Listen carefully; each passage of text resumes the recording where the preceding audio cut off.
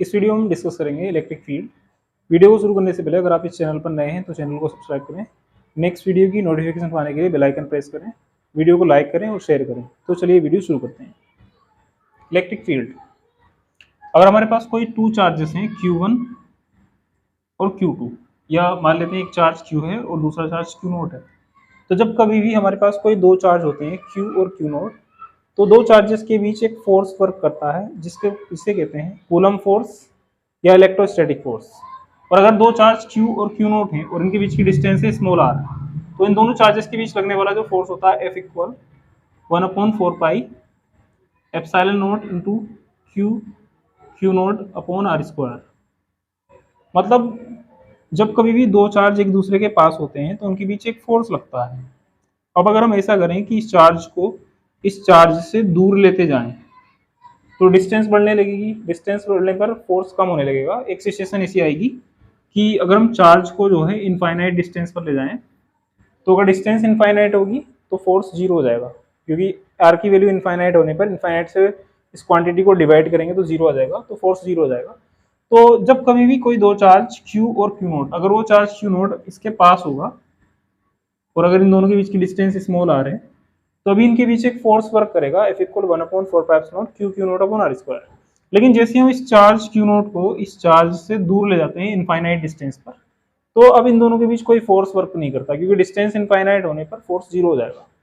लेकिन क्या होता है जब हमारे पास कोई सिंगल चार्ज होता है और हम किसी चार्ज को इनफाइनाइट से इस चार्ज के पास लेकर आते हैं, तो इस चार्ज के पास किसी एक पॉइंट तक लाने पर, जैसे हम इस चार्ज Q0 को चार्ज Q के पास किसी पॉइंट तक लेकर आते हैं, मान लेते हैं पॉइंट जो है चार्ज Q से स्मॉल r डिस्टेंस पर है, तो Q0 पर एक फोर्स लगाने लगता है F equal 1/4 Q0 upon r square. इस फोर्स को कहते हैं कूलम फोर्स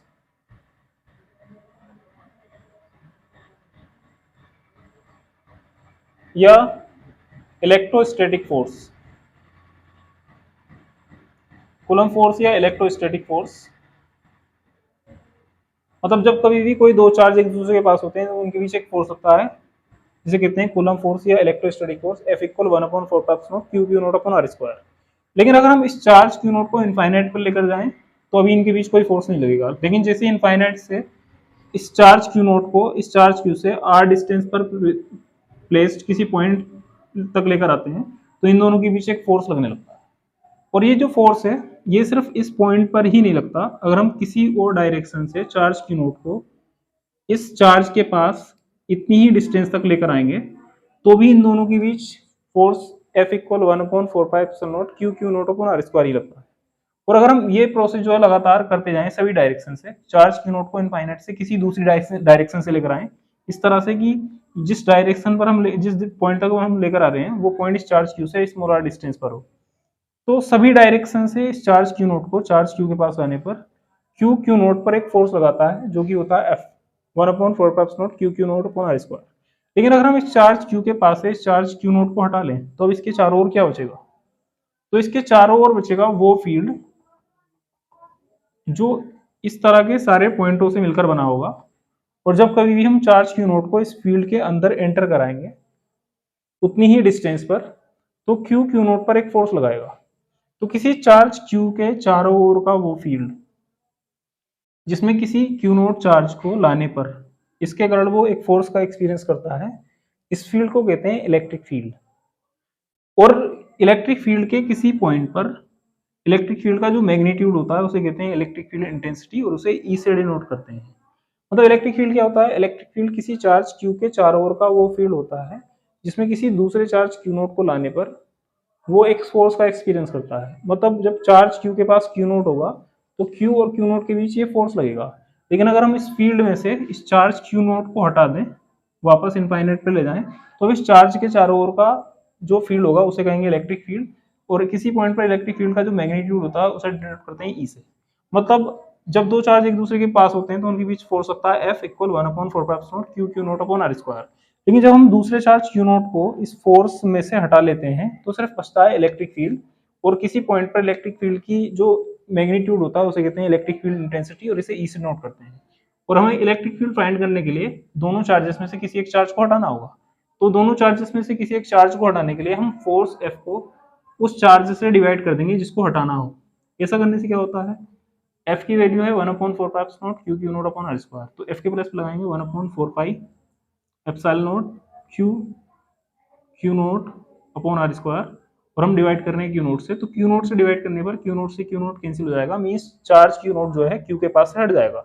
तो अब सिर्फ बचेगा 1/4 epsilon naught into Q upon R square, जिसको कहते हैं इलेक्ट्रिक फील्ड इंटेंसिटी। मतलब किसी चार्ज के चारों ओर का वो फील्ड जिसमें किसी दूसरे चार्ज क्यू नोट को लाने पर वो एक फोर्स एक्सपीरियंस करता है, तो इस फील्ड को कहते हैं इलेक्ट्रिक फील्ड। जब दो चार्ज एक दूसरे के पास होते हैं तो उनके बीच फोर्स लगता है, लेकिन जब हम दूसरे चार्ज को हटा लेते हैं फोर्स में से तो सिर्फ फील्ड बचता है, और किसी पॉइंट पर इस फील्ड का जो मैग्नीट्यूड होता है उसे कहते हैं इलेक्ट्रिक फील्ड इंटेंसिटी। और इलेक्ट्रिक फील्ड इंटेंसिटी फाइंड करने के लिए हमें दोनों चार्जेस में से किसी एक चार्ज को हटाना होगा। तो चार्ज को हटाने के लिए हम एफ को क्यू नोट से डिवाइड कर देते हैं, क्योंकि एफ इक्वल होता है 1/4 Q Q naught upon R square. Q naught से डिवाइड करने पर जो चार्ज क्यू नोट है वो हट जाता है, तो बचता है 1/4 क्यू अपॉन आर स्क्वायर।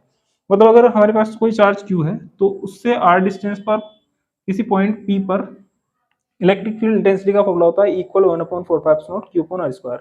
और इसके लिए हम ये वाला फॉर्मूला यूज कर सकते हैं, equal F upon Q note. अगर बात करें इलेक्ट्रिक फील्ड की यूनिट तो यूनिट देख लेते हैं, इसकी यूनिट क्या होगी। तो इलेक्ट्रिक फील्ड ई होता है एफ अपॉन क्यू नोट। ई की यूनिट फाइंड करने के लिए हम एफ और क्यू नोट की यूनिट यूज करेंगे। एफ की यूनिट होती है न्यूटन, जबकि क्यू नोट की यूनिट होती है कूलाम। तो इलेक्ट्रिक फील्ड की जो यूनिट होती है वो होती है न्यूटन पर कूलाम या न्यूटन कूलाम इनवर्स। क्लियर।